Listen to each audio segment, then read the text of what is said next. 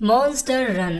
कहानी की शुरुआत में हम जीमो नाम की एक लड़की को एक डॉक्टर के साथ देखते हैं। दरअसल जीमो को बचपन से ही अपने आसपास मॉन्स्टर्स दिखते थे जिन्हें कोई भी आम इंसान नहीं देख पाता था, और यही वजह थी कि जीमो की माँ ने उसे एक मेंटल असाइलम में डाल दिया था क्योंकि उन्हें लगता था कि जीमो पागल हो चुकी है। अब डॉक्टर जीमो से पूछते हैं कि क्या तुम्हें अब भी मॉन्स्टर्स दिखते हैं, जिस दौरान जीमो एक मॉन्स्टर को डॉक्टर के हाथ पर स्क्रैच मारते हुए देखती है, मगर उसे अब इस असाइलम से निकलना था, इसीलिए वो डॉक्टर से झूठ बोल देती है। उसे अब मॉन्स्टर नहीं नजर आते और डॉक्टर को लगता है कि वो अब ठीक हो चुकी है, इसीलिए वो उसे जाने देते हैं। इसके बाद अपना गुजर बसर करने के लिए जीमो एक सुपरमार्केट में काम करने लग जाती है क्योंकि उसकी मॉम अपनी बीमारी की वजह से इस वक्त हॉस्पिटल में एडमिट है। अब एक दिन सुपरमार्केट में काम करते वक्त जीमो को वहाँ आसपास किसी मॉन्स्टर के होने का एहसास होता है और उससे काम में एक गलती हो जाती है, इसीलिए उसका बॉस जीमो को काफी खरी खोटी सुनाता है और सजा के तौर पर उसे बाहर जाकर पैम्पलेट्स बांटने का काम देता है। इसके बाद हम जीमो को पैम्पलेट्स बांटते हुए देखते हैं जहाँ पर उसकी मुलाकात मैंग नाम के एक आदमी से होती है जो कि असल में एक मॉन्स्टर हंटर है और वो यहाँ पर एक मॉन्स्टर का शिकार करने के लिए आया होता है। इसके साथ हम उसके दोस्त पेपर को भी देखते हैं जो कि मैंग के काम में उसकी मदद करता था। यहाँ पर पेपर को आप बिल्कुल वैसे ही समझ सकते हैं जैसे कि अलादीन के पास उसकी कालीन और डॉक्टर स्ट्रेंज के पास उसका केप, वैसे ही पेपर भी है, बस फर्क इतना है कि पेपर हम इंसानों की तरह बोल सकता है। अब जीमो के मना करने के बावजूद मैंग और पेपर सुपरमार्केट के अंदर चले जाते हैं जब वो तीनों ही देखते हैं कि एक मॉन्स्टर ने यहाँ सब कुछ फ्रीज कर दिया है जो कि अभी सो रहा था। अब ये देखकर मैंग एक तिलिस्मी चक्र बनाने में लग जाता है और पेपर उस मॉन्स्टर को जाकर जगाता है जो कि जागते ही पेपर को पकड़ने की कोशिश करता है और पेपर उसे किसी तरह तिलिस्मी चक्र की तरफ लाने की कोशिश करता है। अब पेपर और मैंग मिलकर उस मॉन्स्टर को चक्र में फंसा देते हैं, लेकिन मैंग जल्दबाजी में चक्र का एक सर्कल पूरा करना भूल गया था, इसीलिए वो मॉन्स्टर उसमें से आजाद हो जाता है और दोनों पर हमला करता है। हालांकि मैंग फुर्ती दिखाते हुए एक मैजिकल चार्म की मदद से उस मॉन्स्टर को एक क्रिस्टल में बदल देता है और ये सब देखकर जीमो काफी खुश होती है क्योंकि वो जान चुकी थी कि वो दुनिया में अकेली नहीं है, इससे मॉन्स्टर्स दिखाई देते हैं। इसीलिए वो मैंग से काफी सारे सवाल पूछती है जिनका मैंग कोई भी जवाब दिए बिना वहाँ से चला जाता है, मगर जाते वक्त मैंग उस क्रिस्टल को गलती से वहीं गिरा देता है, इसे जीमो तुरंत उठा लेती है।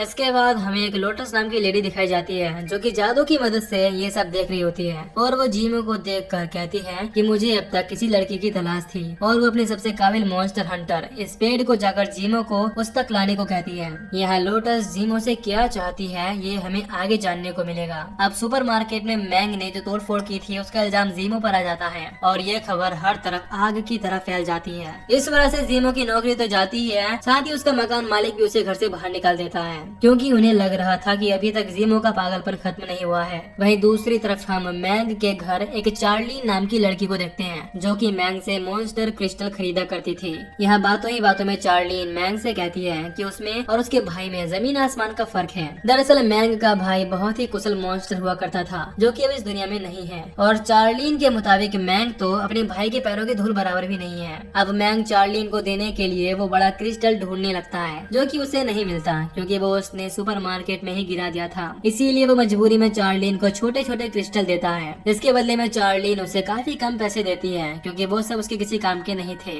साथ ही चार्लीन वहाँ से जाने से पहले मैंग से कहती है कि इस बार जब मॉन्स्टर और इंसानों की दुनिया के बीच के गेट खुलेंगे तो तुम्हारे पास आखिरी मौका होगा अपने भाई के क्रिस्टल को पाने का, और अगर वो उसे इस बार हासिल नहीं कर पाया तो वो क्रिस्टल उसे कभी दोबारा नहीं दिखेगा। और इतना कहकर चार्लीन वहाँ से चली जाती है। इधर जीमो अकेली रात में इधर उधर भटक रही होती है, तभी अचानक से उसके ऊपर कुछ मॉन्स्टर्स हमला कर देते हैं और क्योंकि ये सब मैंग के घर के करीब हो रहा था इसीलिए मैंग को घर के आसपास मॉन्स्टर के मौजूद होने का पता चल जाता है और जब वो बाहर निकल कर देखता है तो उसे पता चलता है कि ये सारे मॉन्स्टर्स जीमो के पीछे पड़े हुए हैं, इसीलिए वो उसकी मदद के लिए जाता है, मगर मॉन्स्टर्स की तादाद ज्यादा होने की वजह से मैंग भी उनसे हार रहा था। तभी वहाँ कई सारे और मॉन्स्टर हंटर आ जाते हैं जो कि उन सारे मॉन्स्टर को चुटकियों में खत्म कर देते हैं क्योंकि उनके पास मैंग से भी अच्छे हथियार थे और साथ ही वो सभी मॉन्स्टर हंटर मैंग को धमकाते हैं कि ये उनका इलाका है और आज के बाद वो यहाँ दिखाई ना दे। दरअसल मॉन्स्टर हंटर्स मॉन्स्टर को क्रिस्टल में बदल कर उसे बेचने का काम करते हैं। इसके बाद जीमो मैंग के पास उसकी गाड़ी में आकर बैठ जाती है और साथ ही वो मैंग को उसका वही मॉन्स्टर क्रिस्टल दे देती है जो कि उसने गिरा दिया था। साथ ही वो बताती है कि वो बचपन से ही मॉन्स्टर्स देख सकती है, इसीलिए उसकी माँ ने उसको मेंटल असाइलम भेज दिया था और अब ये मॉन्स्टर्स उसकी जान के दुश्मन क्यों बने हुए हैं। इसके जवाब में मैंग कहता है कि तुम्हारे इन सभी सवालों के जवाब मेरे पास तो नहीं है, पर मैं किसी को जानता हूँ जो कि तुम्हारे हर सवाल का जवाब दे सकता है। और फिर अगली सुबह मैंग जीमो को लेकर पिंग नाम के आदमी के पास पहुँचता है जिनका आधा शरीर शेर की तरह और आधा इंसान की तरह था मतलब कि वो भी कभी मॉन्स्टर ही थे जो कि इंसानों की दुनिया में हमेशा के लिए रुकने की वजह से इंसान में बदल गए। पिंग जीमो को बताते हैं कि मॉन्स्टर्स और इंसानों की दुनिया एक दूसरे के पैरेलल है, जिसके कभी कभी एक हो जाने की वजह से मॉन्स्टर्स यहाँ आ जाते हैं और उन मॉन्स्टर्स के शिकार करके मॉन्स्टर्स हंटर उन्हें क्रिस्टल में बदल देते हैं, जिनसे उन मॉन्स्टर्स की शक्ति को कोई भी हासिल कर सकता है। और तुम्हें ये मॉन्स्टर्स इसीलिए दिखाई देते हैं क्योंकि तुम मॉन्स्टर और इंसानों की दुनिया के बीच के गेट की अगली गार्डियन हो, जो कि कुछ दिनों में खुलने वाला है। और जब ये गेट खुलेगा तो जीमो को उसकी सारी शक्तियाँ मिल जाएंगी। साथ ही पिंग बताते हैं कि अभी प्रेजेंट समय की गार्डियन लोटस है, जो कि नहीं चाहती कि उसकी शक्तियाँ चली जाएं, इसीलिए वो जीमो को पकड़कर उसकी शक्तियाँ अपने में सोखना चाहती है। वो नहीं चाहती कि उसकी जगह कोई और ले, इसीलिए वो मॉन्स्टर की मदद से जीमो पर समय समय पर अटैक करवा रही है। और बीतते हुए समय के साथ वो जीमो को अगवा करने की कोशिश जरूर करेगी, क्योंकि जैसे जैसे गेट खुलने का समय करीब आएगा वैसे वैसे जीमो अपनी शक्तियों का ठीक से इस्तेमाल करना सीख जाएगी। लेकिन जब तक गेट नहीं खुल जाता तब तक जीमो को लोटस से बचकर रहना होगा। इसके लिए पिंग जीमो को ब्लड चार्म और इनविजिबल चार्म काट देते हैं, जिनमें से ब्लड चार्म को जीमो उस पर लगा सकती है जिस पर वो भरोसा करती है, और इनविजिबल चार्म उसे 3 दिन तक छुपने में मदद करेगा। ये बात जानकर जीमो बिना सोचे समझे ही ब्लड चार्म मैंग के ऊपर लगा देती है, क्योंकि वो इस वक्त सिर्फ उसी पर भरोसा करती थी। हालांकि उसके इस फैसले से पिंग बिल्कुल भी खुश नहीं होते, मगर अब वो कुछ नहीं कर सकते थे। इसीलिए वो मैंग से जीमो को अपने घर ले जाने के लिए कहते हैं, क्योंकि जीमो की हिफाजत करना अब मैंग की ही जिम्मेदारी है। इसके बाद मैंग और जीमो वहाँ से चले जाते हैं। अब जब मैंग जीमो के साथ अपने घर की तरफ जा रहा होता है तभी वो लोग खुद को एक लूप में फंसा हुआ पाते हैं, मतलब कि उनके ऊपर किसी ने जादू का इस्तेमाल किया था। और जल्दी ही हमें पता चल जाता है कि ये काम स्पेड का है, इसे लोटस ने जीमो को लाने के लिए भेजा था। अब यहाँ मैंग और स्पेड में काफी लड़ाई होती है, लेकिन आखिर में मैंग जीमो को स्पेड से बचाकर घर ले आता है, जहाँ मैंग जीमो से इनविजिबल चार्म लेकर उसे घर की दीवार पर लगा देता है, जिसकी वजह से उसका घर इस डायमेंशन से पूरी तरह गायब हो जाता है। और इसी तरह उन्हें 3 दिन तक छिपकर रहना होगा। अब अगले दिन जब जीमो सोकर उठती है तो वो देखती है कि मैंग ने उसके ऊपर पीस चार्म का यूज किया था, इस वजह से वो आराम से सो पाई। यहाँ पेपर जीमो के पूछने पर बताता है कि मैंग का बड़ा भाई एक बहुत ही अच्छा मॉन्स्टर हंटर था और मैंग बिल्कुल उसी के जैसा बनना चाहता है। अब मैंग के बारे में जानकर जीमो को काफी दुख होता है और फिर बीतते हुए समय के साथ जीमो और मैंग की अच्छी दोस्ती हो जाती है। इसके बाद एक फोन के जरिए जीमो को पता चलता है कि उसकी माँ की हालत बहुत ही खराब है, जिनका तुरंत ही ऑपरेशन करना होगा। इसके लिए उन्हें जीमो के साइन चाहिए। अब जीमो इस बात को जानकर काफी घबरा जाती है और तभी वहाँ एक अजीब सा मॉन्स्टर प्रकट होता है, जिसके बारे में पेपर मैंग से बताता है कि एक ऐसा मॉन्स्टर है जो कि इंसान को उसकी मनचाही जगह पर पहुंचा सकता है, जिसे यह अनजाने में ही सही लेकिन जीमो ने अपनी शक्ति से बुलाया है। मतलब अब उसकी शक्तियाँ धीरे धीरे बढ़ रही थी। अब पेपर की इस बात को सुनकर मैंग और जीमो उस मॉन्स्टर के जरिए सीधा हॉस्पिटल पहुंच जाते हैं, जहां जीमो अपनी मां को देखकर काफी खुश होती है।